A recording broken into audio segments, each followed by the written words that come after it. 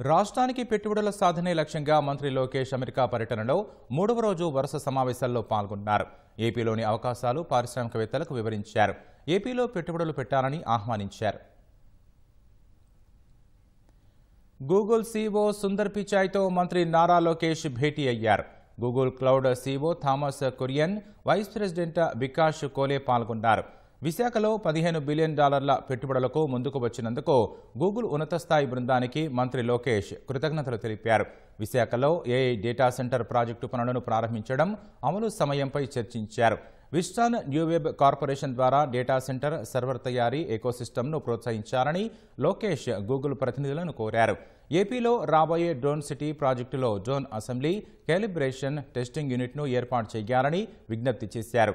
భారత్లో క్లౌడ్ రీజియన్ల విస్తరణతో పాటు Google for startups accelerator ద్వారా స్టార్టప్లకు మద్దతు ఇస్తున్నట్లు గూగుల్ సీఈఓ సుందర్ పిచాయ్ తెలిపారు.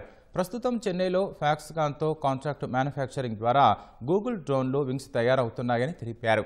గూగుల్ ఉత్పత్తులను ప్రతి నెల 500 మిలియన్లకు పైగా ఇంటర్నెట్ వినియోగదారులు ఉపయోగిస్తున్నారని అన్నారు. ఏపీ ప్రభుత్వ ప్రతిపాదనలపై సంస్థలో చర్చించి నిర్ణయం తీసుకుంటామని సుందర్ పిచాయ్ తెలిపారు. ఈ సమావేశంలో Vikas Kole, vice president of global networking and infrastructure, Thomas Kurian, CEO Google Cloud పాల్గొన్నారు.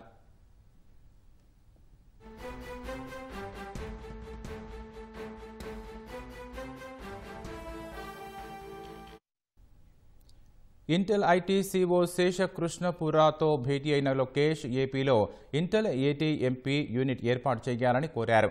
అమరావతిలో ఇంటెల్ ఏఐ రీసెర్చ్ సెంటర్ ఏర్పాటు చేసే అంశాన్ని పరిశీలించాలని విజ్ఞప్తి చేశారు. Nvidia vice president enterprise and cloud sales Rajmir పూరితోనూ లోకేష్ సమావేశమయ్యారు. ఏపీలో Nvidia smart factory pilot project ప్రారంభించాలని కోరారు. భాగస్వామ్య సంస్థలు పెట్టుబడులు పెట్టేలా సహకరించాలని విజ్ఞప్తి చేశారు.